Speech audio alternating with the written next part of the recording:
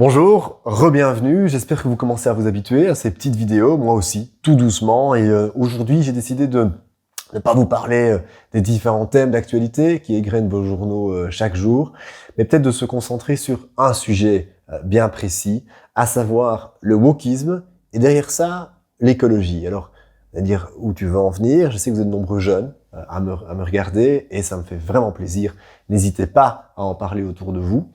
Et je sais aussi que vous êtes nombreux à être parfois influencés, inspirés par cette manière de penser qui est celle du wokisme. Alors ça, le wokisme, je crois que c'est une idéologie assez politique en réalité, qui veut faire en sorte que vous les jeunes, vous vous déplaciez dans un monde où vous vous sentez à la fois victime, à la fois coupable, où vous devez beaucoup vous plaindre, vous battre pour telle ou telle chose.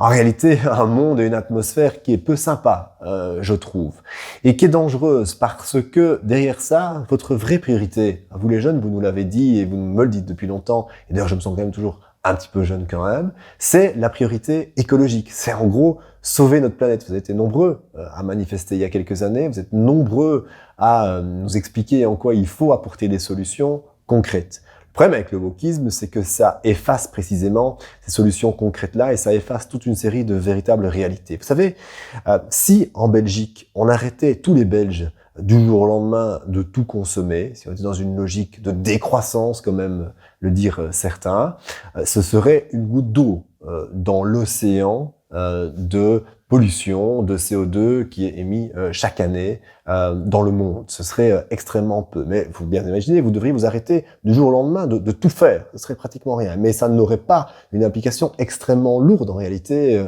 et très forte sur le réchauffement climatique. Derrière ça, ce que vous devez aussi voir, c'est que certes en Belgique, honnêtement, on a quand même un niveau de vie qui est plutôt confortable, pas tout le monde je sais, mais si vous le comparez à d'autres endroits dans le monde, on est loin devant. Et ces autres endroits dans le monde, ils rêvent d'une chose, c'est d'être un peu comme nous, voire comme nous. Vous savez, je regardais une vidéo récemment où on m'expliquait qu'en Russie, plus de 90% des ménages n'avaient toujours pas de toilettes chez eux. Ils devaient toujours aller au bout de leur jardin, faire leurs besoins dans un trou. Si un jour on leur explique qu'ils peuvent avoir une véritable toilette équipée avec de l'eau, de l'électricité, tout ce qu'il y a avec chez eux, je ne pense pas qu'au nom de la sauvegarde de l'écologie et de notre planète, ils vont la refuser. En Chine, par exemple, vous avez encore des millions de familles qui souffrent de malnutrition. Pas du fait qu'ils mangent un peu moins ou qu'ils ont un dessert qui n'est pas suffisamment sucré, non.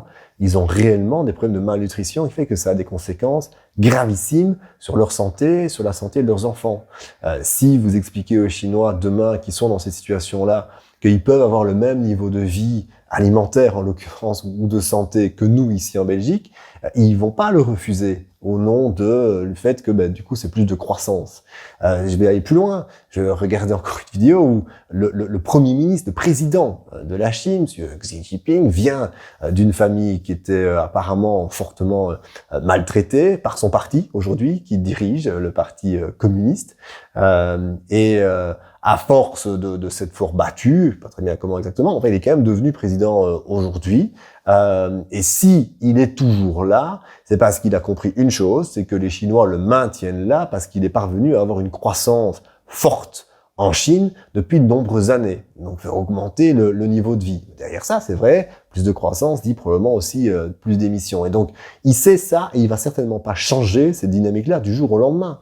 Et donc, il faut bien comprendre qu'en réalité, si l'on veut réellement sauver la planète, si on veut faire en sorte d'avoir de véritables avancées qui nous permettent de diminuer concrètement nos émissions à effet de serre et sauver et nous prémunir, je dirais, du réchauffement climatique dans les prochaines années, il n'y a qu'une seule voie pour y arriver, c'est celle de trouver une énergie qui est à la fois peu chère et qui fonctionne, une énergie qui est à la fois peu chère et qui ne pollue pas. Et pour faire en sorte qu'on trouve une énergie qui est peu chère et qui ne pollue pas, il faut des avancées technologiques, innovantes, innovatrices, développées par celles et ceux qui ont compris, ce que nous défendons aussi, que pour arriver à ces avancées technologiques innovantes qui permettent de sauver la planète, il faut qu'il y ait des personnes qui osent travailler, qui osent investir, qui osent créer. Et pour ça, Il vous faut des gouvernements, il vous faut des pouvoirs publics qui ont compris ça, qui accélèrent cette dynamique-là, qui aident celles et ceux qui veulent justement développer des outils, des machines, des solutions innovantes qui nous permettent, par exemple, de capter le CO2, de moins polluer si vous utilisez une machine, par exemple, comme une voiture ou comme un avion, peu importe. Ce sont ces technologies-là qui vont nous permettre à la fois de ne pas trop diminuer notre niveau de vie parce que ça va être très compliqué de retourner toutes et tous à l'époque du lockdown 1 pendant le Covid. On a tous arrêté du jour au lendemain. Je pense pas qu'on va tous faire ça du jour au lendemain, c'est très compliqué. Mais pour ça, il faut qu'il y ait des pouvoirs publics, il faut qu'il y ait des gouvernements, des partis qui croient en l'innovation, qui croient en la technologie et qui tendent la main vers les investisseurs qui y croient aussi. J'ai toujours l'habitude de prendre pour exemple un gars, je vous invite vraiment à aller voir sur Internet, à acheter ses livres ou à aller voir ses vidéos. Le gars, il s'appelle Bertrand Piccard, vous le connaissez peut-être. Si je me souviens bien, il a fait le tour du monde dans un ballon il y a plusieurs années. Il est assez innovant. Son père était très connu aussi. Son grand-père aussi d'ailleurs. Et lui, ce qu'il a fait, c'est qu'il a développé dans son pays la dynamique de 1001 solutions. Allez sur son site, Bertrand Piccard, vous verrez. Il y a 1001 apparemment start-up, petites entreprises qui sont aidées, financées par une entreprise qu'il a créée et qui aide toutes celles et ceux qui ont des idées pour justement trouver des solutions, trouver des outils innovants, technologiquement avancés pour aider à lutter contre le réchauffement climatique.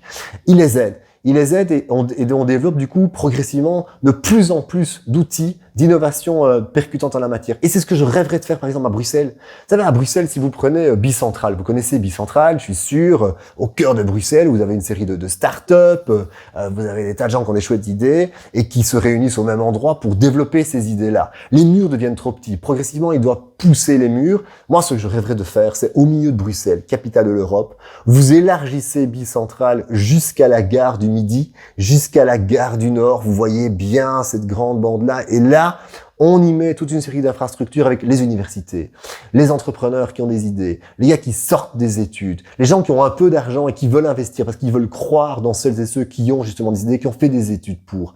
Qu'au cœur de Bruxelles, vous ayez cet énorme incubateur d'où sortiraient de nouvelles idées, de nouvelles inventions, de nouvelles technologies. Et il en existe. Lisez par exemple les bouquins de Bertrand Piccard, mais lisez aussi le dernier bouquin de Bill Gates. On l'aime ou on l'aime pas. Mais lui aussi, ça fait partie de ces gens qui ont de l'argent et qui investissent dans ces sociétés-là parce qu'ils y croient pour leurs enfants, pour leurs petits-enfants.